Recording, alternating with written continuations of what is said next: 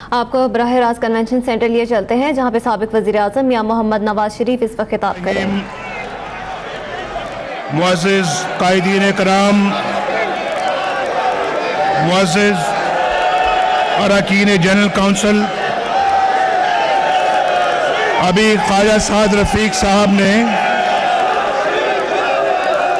अपनी गुफ्तगू में कहा था, ख्वाजा साद रफ़ीक ने अपनी गुफ्तगू में कहा था कि बार बार कोशिश होती रही नवाज शरीफ को सियासत से बेदखल करने की। ख्वाजा साद रफ़ीक ने यह बात कही थी। मैं सोच रहा था कि मैं भी कैसा आदमी हूं, मैं भी क्या चीज हूं कि मुझे बार बार कोशिश की जाती रही बेदखल करने की और आप बार बार मुझे दाखिल करवाते रहे।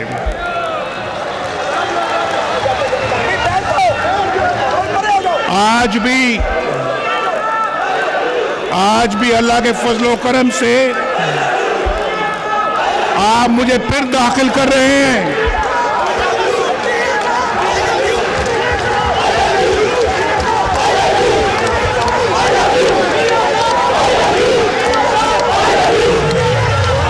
I also love you.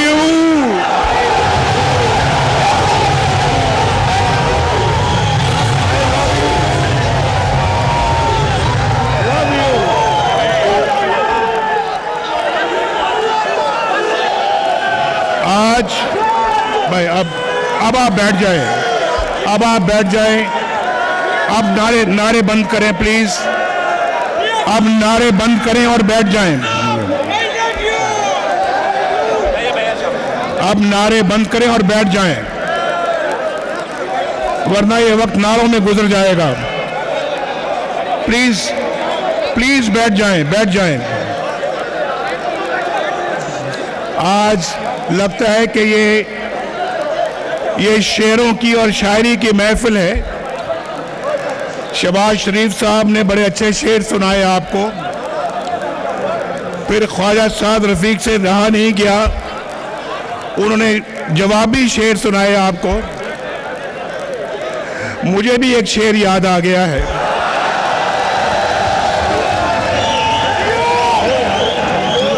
मुझे भी एक शेर याद आया है, बड़ा पुराना। वो है, दिल बुग़्ज़ो हसद से, दिल बुग़्ज़ो हसद से रंजूर न कर,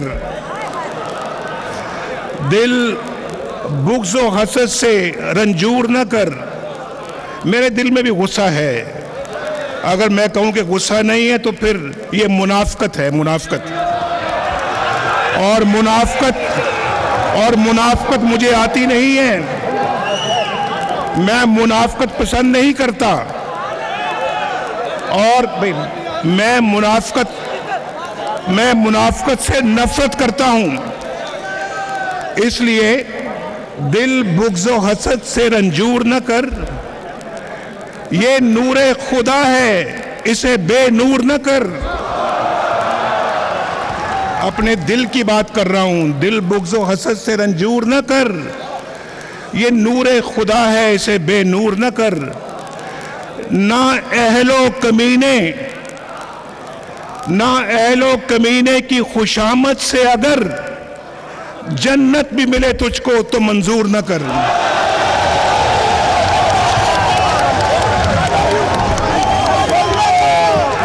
ये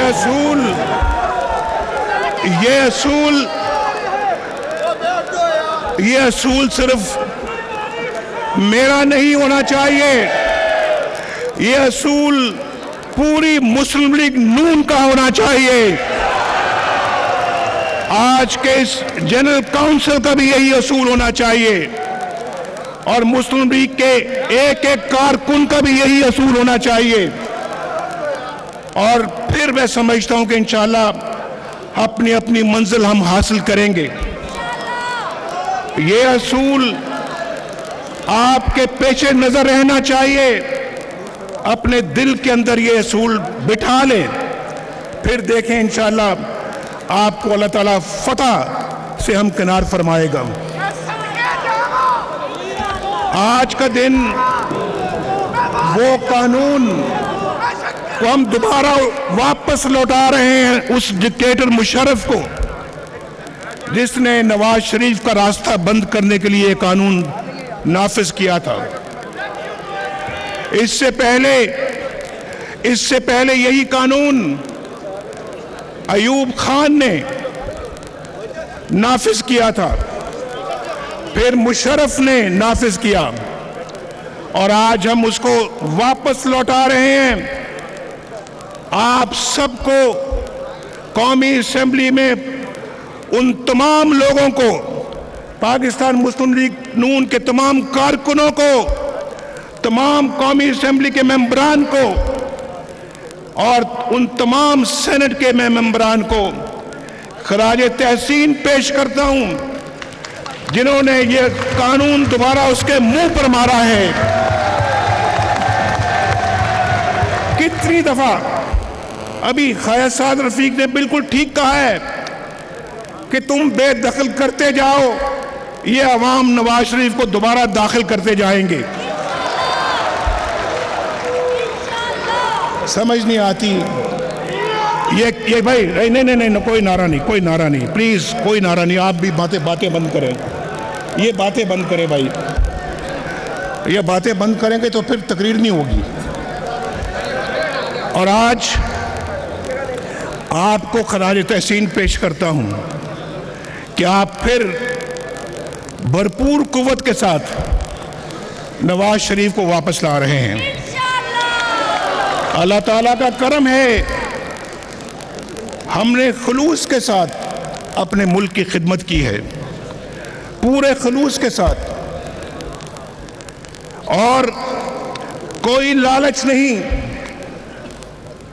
कोई सेल्फिश मोटिव नहीं, और किसी किस्म का अल्हम्दुलिल्लाह हमने गलत काम नहीं किया। ये तो आप जानते हैं कि अगर मुझे डिस्क्वालीफाई किया है तो उसकी क्या वजह है, मुझसे ज़्यादा ये आप जानते हैं। मैं अभी चंद अल्फाज में आपके सामने पेश करूंगा। नहीं भाई, ठहरे, ठीक है, लेकिन बिलाशुबा आपने मुझे बहुत बड़े एजाज से एक दफ़ा फिर नवाजा है। 70 बरस के नशेब व फराज और हर तरह के हरबों के बावजूद आज भी अल्हम्दुलिल्लाह PMLN पाकिस्तान की सबसे बड़ी जमात है, सबसे बड़ी और सबसे मकबूल। उन लाखों लोगों का, उन लाखों नौजवानों का, बच्चों का, बूढ़ों का, अपनी माओं का, बहनों का मैं किस मुंह से शुक्रिया अदा करूं, जो मेरे 4 दिन के सफर में मेरे रास्ते में मेरे साथ साथ रहे और रास्ते में मुझे मिले। कोई नेमुल बदल नहीं है उनका। मैं दिली यार, इनको चुप करा दे, बरखुरदार अब नहीं। मेरे पास अल्फाज नहीं है कि मैं उनका किस तरीके से शुक्रिया अदा करूं। उनके लिए दुआ कर सकता हूं और दुआ करता हूं कि अल्लाह ताला इस कुव्वत को, मुस्लिम लीग की कुव्वत को पाकिस्तान के लिए कुछ करने की तौफीक अता फरमाए। इन बच्चों को हम बाइज़्ज़त रोज़गार दे सकें, इन नौजवानों को हम बाइज़्ज़त रोज़गार दे सकें। ये पाकिस्तान के बड़े एजाज़ वाले शहरी बने, इस मुल्क की खिदमत करें और इस मुल्क में अपना हिस्सा डालें। और आज यहाँ पर गिलगित बल्तिस्तान, आज़ाद कश्मीर, फाटा और वफाक की मजबूती की सब इलामत है। बलोचिस्तान है, सिंध है, पंजाब है, KPK से यहाँ सब बैठे हुए हैं और यहाँ पर उनकी भरपूर नुमाइंदगी है। मेरी दरख्वास्त है, जहाँ आपने मुझे इस एजाज़ से नवाजा है, वहाँ मेरे लिए भी दुआ फरमाएं कि अल्लाह ताला मुझे ये भारी जिम्मेदारी उठाने की हिम्मत और तौफीक अता फरमाए, और अल्लाह ताला इन मुश्किलों का, इन परेशानियों का जवां मर्दी के साथ सामना करने की तौफीक अता फरमाए। मैं जमात की मजबूती के साथ साथ वतन अजीज़ की सलामती और इस्तेकाम और अवाम की तरक्की और खुशहाली के लिए भी हर वक्त दुआ करता रहता हूँ। लेकिन मुअज़्ज़ज़ अरकान जनरल काउंसिल, तारीख़ बताती है कि मुस्लिम लीग ने कितने मुश्किल और किस कदर कठिन हालात में आज़ादी की जंग लड़ी और जीती। इसे कैसी कैसी कुव्वतों से लड़ना पड़ा, लेकिन मिशन की सच्चाई और मकासद की लगन के सामने कोई कुव्वत ना ठहर सकी। पाकिस्तान एक अजीम हकीकत बन के उभरा। अभी कोई 1.5 माह कबल, आप जानते हैं अच्छी तरह से, हमने आज़ादी की 70वीं सालगिरह मनाई। 70 बरस हो गए हैं पाकिस्तान को बने हुए, और अभी हमने हाल ही में उसकी सालगिरह मनाई है 14 अगस्त को। अल्लाह का शुक्र है मेरे भाइयों और बहनों कि आज पाकिस्तान दुनिया की 7वीं एटमी कुव्वत की हैसियत से एक मजबूत और तवाना मुल्क की हैसियत से कायम है।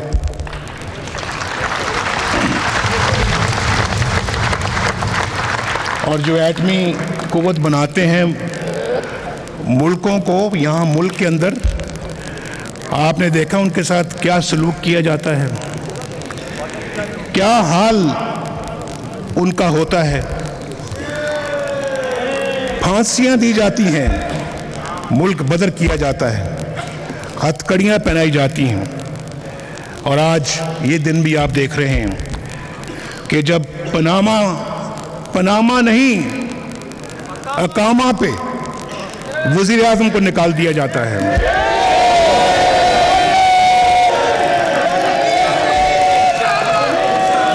पनामा, अगर पनामा में कुछ नहीं मिला था तो यार कौम को साफ साफ बता देते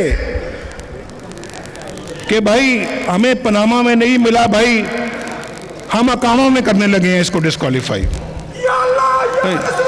ये पनामा जो है, यानी कौम से सच बोलना चाहिए था, कौम से साफ साफ बात करनी चाहिए थी कि हाँ, नवाज शरीफ ने कोई करप्शन नहीं की, एक पैसा भी नाजायज तरीके से नहीं कमाया, और सरकारी रकम में खुर्द बुर्द नहीं की, उसका कोई खुर्द बुर्द का, करप्शन का, रिश्वत का केस नहीं है उसके खिलाफ। पनामा आया था, लेकिन पनामा में भी कुछ नहीं है, लिहाजा हमारे पास और कोई चारा नहीं है डिस्क्वालीफाई करने का, अकामा है, बस अकामा।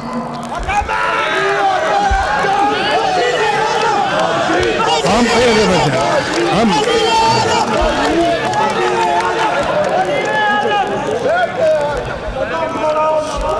लेकिन अल्लाह ताला का फैसला आ गया है कि मियां नवाज शरीफ साहब को अकामा है, और हम अकामा पे नवाज शरीफ को निकाल रहे हैं। भाई ये मुल्क किस तरह से आगे बढ़ेगा, कैसे चलेगा ये मुल्क? 70 साल से इस मुल्क के साथ यही कुछ होता रहा है या नहीं होता रहा? बताओ मुझे जरा, पुल के ऊपर वाले भी और नीचे वाले भी। ये खेल तमाशा 70 सालों से होता चला है और आज भी हो रहा है। अल्लाह ताला हमेशा इस मुल्क को कायम व दायम रखे, लेकिन इस हकीकत को हरगिज नहीं भूलना चाहिए कि आजादी एक कीमत मांगती है। आजादी एक कीमत मांगती है। दुनिया की अक़वाम में सर बुलंद होकर जीना है। बोलो, सर बुलंद होकर जीना है ना? तो हमें उसकी कीमत देने के लिए भी तैयार रहना चाहिए। आजादी तदब्बुर, हिकमत और कोशिश से मिलती है, और तदब्बुर, हिकमत और कोशिश से बरकरार भी रहती है। आजादी के तहफ़्फ़ुज़ और कौमी वक़ार का पहला तकाजा यह है कि हम अपने माजी पर नजर डालें, अपनी कमजोरियों, कोताहियों और लग़्ज़िशों का जायजा लें, गौर करें कि वो क्या असबाब थे जिनकी वजह से हम आधा मुल्क गवा बैठे। मशरकी पाकिस्तान का सानिया याद है या नहीं याद है? गौर करें कि हम आधा मुल्क क्यों गवा बैठे। वो क्या असबाब थे जिनकी वजह से मुल्क बहरानों का शिकार होता रहा। वो क्या असबाब थे जिनकी वजह से हम अपने साथ या अपने आसपास आजाद होने वाले ममालिक से कोसों पीछे रह गए। अलामा कहते हैं, सूरत शमशीर है दस्ते कज़ा में वो कौम, करती है जो हर ज़मां अपने अमल का हिसाब। यानी वो कौम तकदीर के हाथ में एक तलवार की मानिंद है। इसका तर्जुमा सुने आप। वो कौम तकदीर के हाथ में एक तलवार की मानिंद है जो हर जमाने में वक्त के बदलते तकाजों के मुताबिक अपने अमल का जायजा लेती है। जायजा, हिसाब या खुद एहतसाबी, इसी से अपनी इज्तिमाई गलतियों का अंदाजा भी होता है और उन्हें सामने रखते हुए अपने तर्ज अमल में इस्लाह भी की जा सकती है। इसी को अपना घर ठीक करना कहते हैं। दुनिया की सारी जिंदा कौमें बदलते हुए तकाजों के साथ अपने अमल का जायजा लेती हैं और अपना घर ठीक करती रहती हैं। अपनी पॉलिसीज बदलती और अपनी हिकमत अमली तब्दील करती रहती हैं। और जो कौमें, ये गौर से सुने, जो कौमें बदलते तकाजों को नजरअंदाज करती हैं और अपनी पुरानी रविश पर अड़ी रहती हैं, वक्त उनका इंतजार किए बगैर आगे निकल जाता है। इकबाल ने कहा था, आईने नौ से डरना, आईने नौ से डरना, तर्जे कोहन पे उड़ना, तर्जे कोहन पे अड़ना, मंजिल यही कठिन है कौमों की जिंदगी में।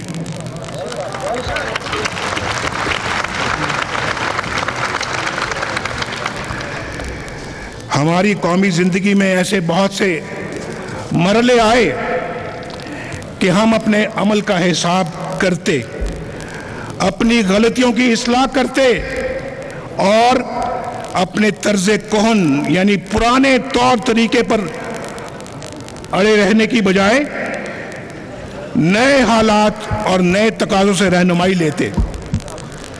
लेकिन अफसोस कि ऐसा नहीं हुआ। सकूते ढाका जैसे साने कौमों को हिला कर रख देते हैं। उनकी जिंदगियों में इनकलाबी तब्दीलियां आ जाती हैं। लेकिन किस कदर दुख की बात है, किस कदर दुख की बात है कि हम सकूते ढाका के बाद भी वही कुछ करते रहे जो सकूते ढाका से पहले करते रहे हैं या जो सकूते ढाका के सबब बने थे। हमने इतने बड़े सानिया से भी कुछ नहीं सीखा। लेकिन मेरी अजीज बहनों और भाइयों,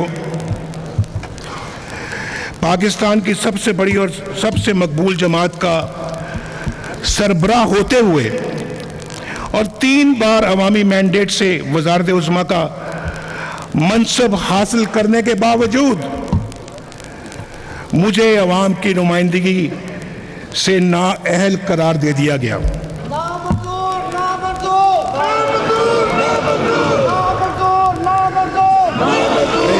एक मिनट भाई, बस।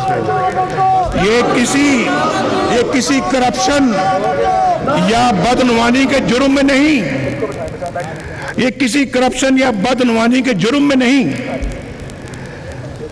इस जुर्म में कि नवाज शरीफ ने अपने बेटे से तनख्वाह क्यों नहीं ली।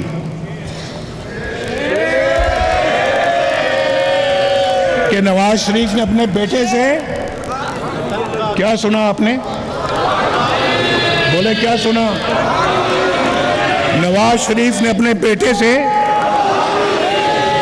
लिहाजा नवाज शरीफ नाअहल। ये कभी किसी मुल्क में कभी ऐसा होते देखा है आपने?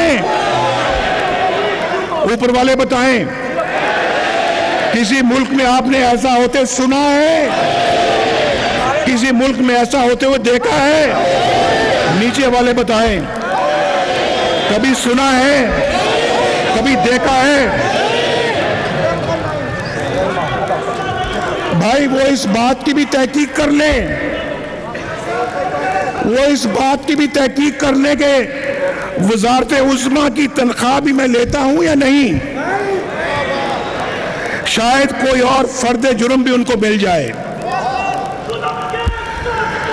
मैंने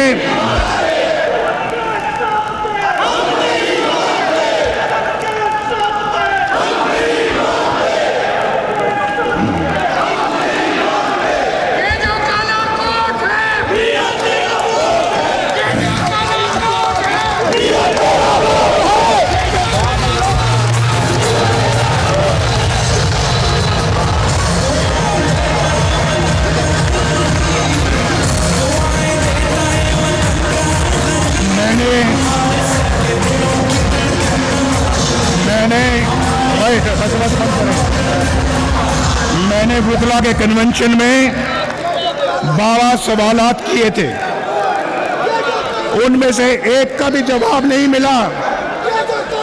ये सवालात मेरे साथ होने वाले इंसाफ की पूरी कहानी बयान कर रहे हैं। सवालों का जिक्र चला है तो मैं एक और सवाल भी आपके सामने रखना चाहता हूं। सबसे बड़ा और सबसे आम सवाल, आप जानते हैं कि तमीजुद्दीन केस से बेनजीर भुट्टो शहीद केस के हालिया फैसले तक कैसे कैसे फैसले सामने आए। इन फैसलों में मेरा अजीम फैसला भी शामिल है, क्योंकि मैंने अपने बेटे की कंपनी से तनख्वाह नहीं ली थी, इसलिए मैं सादिक और अमीन नहीं रहा और नाअहल करार पाया। ऐसे ही फैसले से एक मकबूल वज़ीर आज़म को फांसी चढ़ा दिया गया। वज़ीर आज़म और मुंतखब अवामी नुमाइंदों के बारे में अदालती फैसलों की एक लंबी कतार है, लेकिन चारों डिक्टेटर्स की आइन शिकनी को जायज ही नहीं करार दिया गया, बल्कि उनकी गैर मशरूत वफादारी के हल्फ भी उठाए गए। अल्लाह को हाजिर नाज़र जानकर उठाए गए। आईनी हल्फ की खिलाफ वर्जी करने वाले सादिक भी रहे और अमीन भी।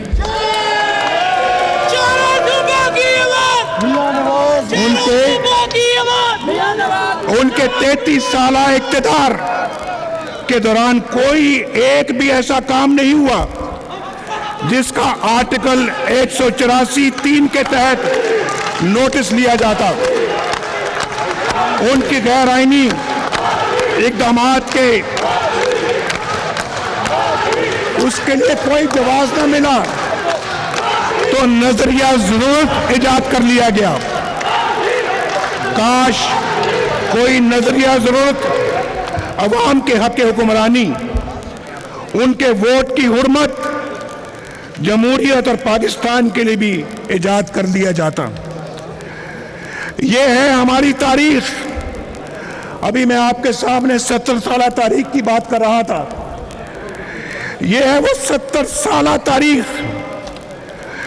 ये तारीख खुद बोल रही है, बता रही है कि हमारा मसला क्या है, बता रही है कि इस मसले ने हमें किस हाल से दोचार कर दिया है, समझा रही है कि अगर हमें इस बेढंगी चाल को बदलना है तो हमें क्या करना होगा। अगर आज भी हमने अपने आप को संभालने और हालात को बदलने की कोशिश ना की तो फिर पाकिस्तान हमें कभी माफ नहीं करेगा। मैं आज आपको वार्न कर रहा हूं, तंबीह कर रहा हूं आपको कि हमने हालात को बदलने की कोशिश ना की तो फिर पाकिस्तान भी हमें माफ नहीं करेगा। आप बोलो, अरे भाई बैठे रहे, आप बोले कि क्या इन हालात को बदलने की कोशिश आप मेरे साथ मिलकर करेंगे? अल्लाह ताला उन्हीं कौमों की मदद करता है जो अपनी मदद आप करती हैं। आपको पता है ये शेर, ये भी इकबाल का है, खुदा ने आज तक उस कौम की हालत नहीं बदली, ना हो जिसको ख्याल अपनी हालत के, ना जिसको हो ख्याल आप अपनी हालत के बदलने का। इस मकसद के लिए मैंने ग्रैंड नेशनल डायलॉग की तजवीज़ पेश की है। इस कौमी मुकालमे का बुनियादी नुक्ता यही है कि जमहूरी आइन रखने वाली एक जमहूरी रियासत के तौर पर अवाम का हक हुक्मरानी बहाल किया जाए। हमारे दस्तूर के मुताबिक हाकमियत आला अल्लाह ताला की है। ये हक के हाकमियत ज़मीन पर अवाम के पास एक मुकद्दस अमानत है। इस अमानत में ख़यानत का सिलसिला बंद हो जाना चाहिए। हुकूमत वही करे जिसे अवाम वोट दें। इक़्तिदार के ऐवानों में दाखिल होने और बाहर जाने वाले दरवाज़ों की कुंजी सिर्फ 20 करोड़ अवाम के पास हो। वही फैसला करें कि कौन उनके मेयार पर पूरा उतरता है और कौन नहीं। अरे मुंतखब नुमाइंदे सिर्फ अवाम के सामने जवाबदेह हों। कानूनी मोशगाफियों के जरिए अवामी मैंडेट की तौहीन न की जाए। बैठ जाए कारकुन, ये सब आप मेरे सब जान से प्यारे कारकुन हैं, जान से भी प्यारे कारकुन हैं। इंशाअल्लाह आपसे इंशाअल्लाह काम लिया जाएगा। ख़वातीनो हज़रात, मैंने हमेशा कहा है कि मैं इक़्तिदार नहीं, अक़दार की सियासत पर यकीन रखता हूँ और कानून की हुक्मरानी, जमहूरी निज़ाम के इस्तेकाम, कौमी सलामती और अवामी राय के एहतराम के लिए हम सब एक हो जाएं। और इसी जज्बे के तहत मैंने और मोहतरमा ने मिसाक़ जमहूरियत पर दस्तखत किए। इसी जज्बे के तहत 2008 के इंतखाबात के बाद पीपल्स पार्टी की हुकूमत से ताउन किया। अक़दार की सियासत थी कि अदलिया के लिए हमने इक़्तिदार छोड़ दिया।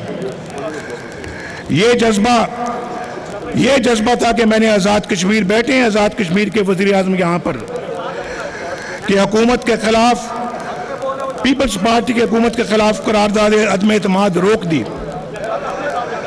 और यही जज्बा था कि तारीख में पहली मर्तबा मैंने रुखसत होने से पहले सदर जरदारी को वज़ीर आज़म हाउस में अलविदाई शाहिया दिया।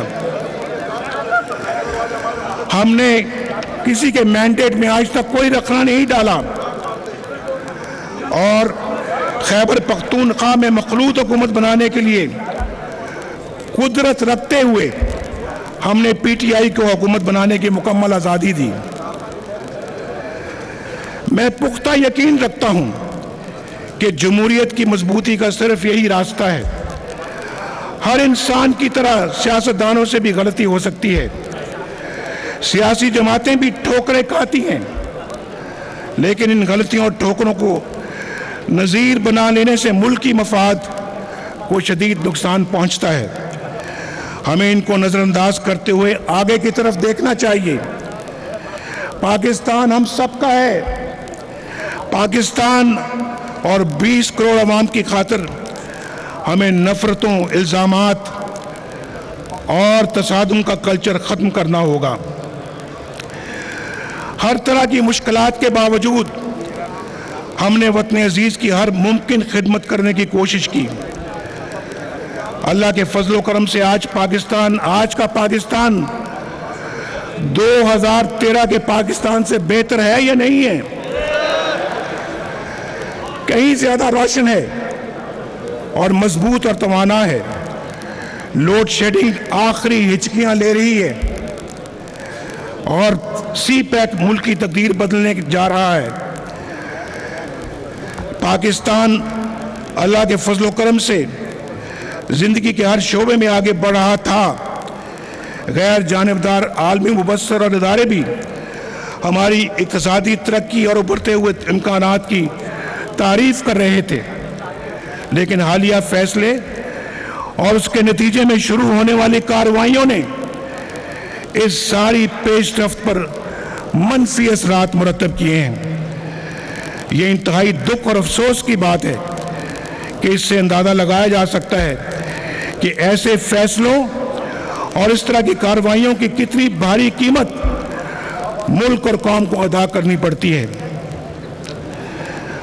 ख़वातीन व हज़रात, हमारे लिए तस्कीन और इत्मीनान की बात यह है कि पाकिस्तान के बाशऊर अवाम अल्हम्दुलिल्लाह हमारे साथ हैं।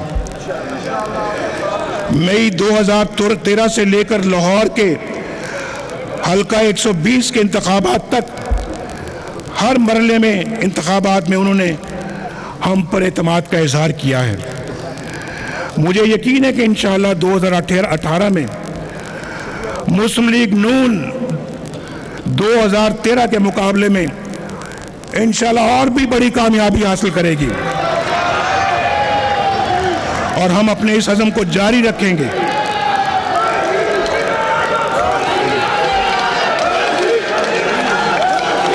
दो 2018 में अवाम अपने वोट के जरिए से फैसला सुनाएंगे कि अहल कौन है और नाअहल कौन है। आज